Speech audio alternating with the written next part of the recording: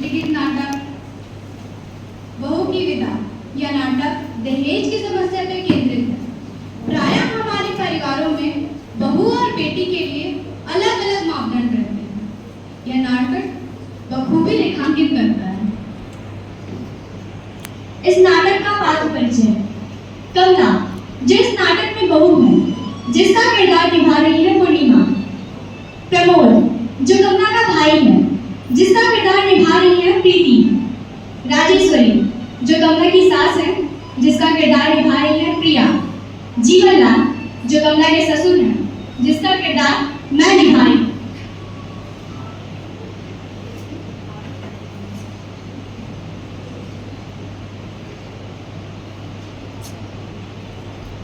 तो बाबूजी, विदा नहीं होगी।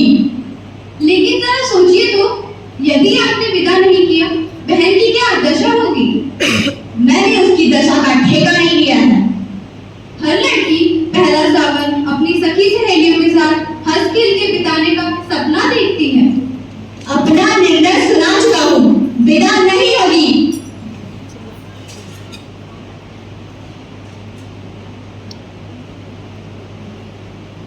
यदि मैं कमला को लिए बिना ही गया, तो माँ का हृदय टूट जाएगा। अगर माँ बहन का इतना ही ख्याल था, तो दहेज पूरा क्यों नहीं दिया? अपनी सामर्थ्य के अनुसार जितना हो सका हमने दे दिया। फिर भी अगर तो बराबरी का कर देते, झोपड़ी में रहकर महल से नाता क्यों जोड़ा? दहेज देना तो दूर, बारात की खातिर भी ठीक से नहीं की गई। भरी बिरादरी में जो हंसी हुई, उस करारी चोट का घाव आज भी हरा है। जाओ, क्या जना अपनी माँ से कि अगर बेटी विदा कराना चाहती है, तो पहले उस घाव का मरहम भेजे। जी, हम माँ गौने के समय आपकी पूरी मांग को चेष्टा करेंगे पूरा करने का। ये बाल धूप में सफेद नहीं हुए प्रमोद, और तुम कल के छोटे मुझे बेवकूफ बनाना चाहते हो? ये आप क्या कह रहे हैं? विदा तभी होगी जब 5 लाख नगद इस हाथ पर रख दोगे। उस भोली भाली लड़की ने भला आपका क्या बिगाड़ा है, जो बिना न करके आप उससे बदला ले रहे हैं? अगर रमेश बाबू होते, वो मेरा बेटा है। तुम्हारी तरह बड़ों के मुंह लगने की बदतमीजी करने वाला कोई हमारा छोकरा नहीं। बाबूजी, बेटी वाले समझकर आप मेरा अपमान कर रहे हैं, किंतु यह ना भूलिए आप भी बेटी वाले हैं। हाँ, हम भी बेटी वाले हैं। पिछले महीने हमने भी अपनी गौरी की शादी की है। हमने इतना दहेज दिया कि देखने वालों ने अपने दांतों तले उंगली दबा दी। और तुम मेरी बराबरी करोगे? रमेश गया है गौरी को विदा कराने, कुछ देर में उसे लेकर आता ही होगा। मेरी बेटी पहला सावन यहाँ बिताएगी, और तुम्हारी बहन के सपने कभी पूरे नहीं होंगे। जो हमारी बहन है, क्या वो आपकी कुछ नहीं लगती? बेटी बेटी है और बहू बहू। ठीक है, जब आप अपनी जिद पर अड़े हैं, तो विनती करना व्यर्थ है। क्या जाने से पहले एक बार बहन से मिल सकता हूँ? जरूर। और हाँ, उसे ये भी बताते जाना कि अगली बार मेरे लिए मरहम लेकर विदा कराने कब आओगे। अरे सुनती हो गौरी की माँ, जरा बहू को भेज दो। बैठ जाओ कमला, अच्छी तरह से तो हो। पागल ना बनो कमला, रो मत, मैं कहता हूँ रो मत। इन मोतियों का मूल समझने वाला यहाँ कोई नहीं है। भैया क्या? घबराओ मत, मैं जल्द ही आऊंगा। उस घर विदा जरूर होगी, क्योंकि मैं चोट का मरहम लेकर आऊंगा। हाँ कमला, बाबूजी के हृदय में घाव हो गया है हमारे व्यवहार से। उस चोट की, उस घाव की जिसकी कीमत है 5 लाख रुपए। कमला, मरहम का बर्बाद हो जाएगा। इस गिरे हाल में भी मकान 7-8 लाख में तो बिक ही जाएगा।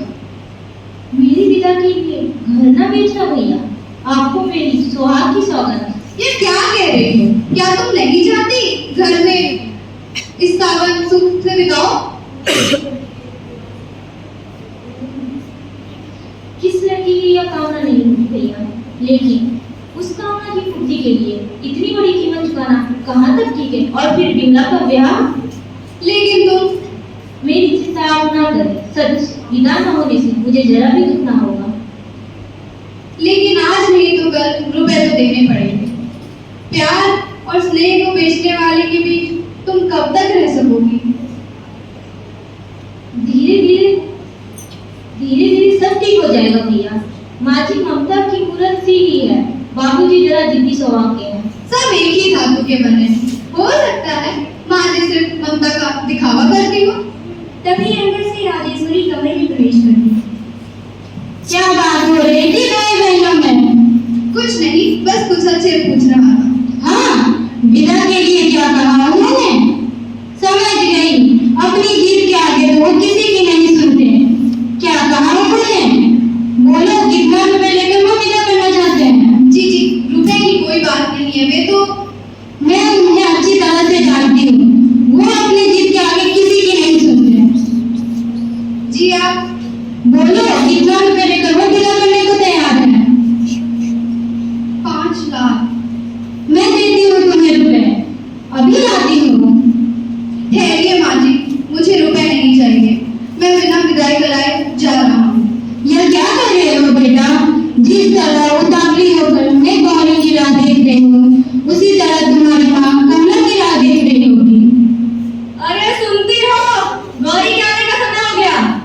तुमने स्वागत की कोई तैयारी नहीं की। अरे तुम यहाँ खड़ी हो, जाकर तैयारी करो स्वागत की। जरा ये भी तो देख लें कि नाम वाले अपनी बेटी का स्वागत कैसे करते हैं। कभी सीधी बात नहीं निकलती मुझसे, जब देखो तब बैठंगी बातें। ये लो, इसमें कौन सी उल्टी बात है? तुम समझते हो कि तुम दुनिया में एक नाक वाले हो और सब नटखटे हैं? तुम्हें तो मेरी हर बात में बुराई दिखाई देती है। लगता है गौरी आ गई। गौरी कहाँ है? वो नहीं आई। क्यों? उन्होंने विदा नहीं किया। क्यों नहीं किया? कह रहे थे दहेज पूरा नहीं दिया। हमने जीवन भर की कमाई दे दी, फिर भी उनकी नजर में दहेज पूरा नहीं है। तुमने क्या किया? चुप रहो तुम। अब भी आंखें नहीं खुली? जो व्यवहार अपनी बेटी के लिए तुम दूसरों से चाहते हो, वही व्यवहार बेटी और बहू के साथ ठीक से करोगे तभी तुम्हें सुख मिलेगा, नहीं और ना ही शांति। शायद तुम ठीक कह रही हो। जब बात अपने पर पड़ी तब बात खुद समझ आ रही। जाओ प्रमोद, अपनी बहन को ले जाओ।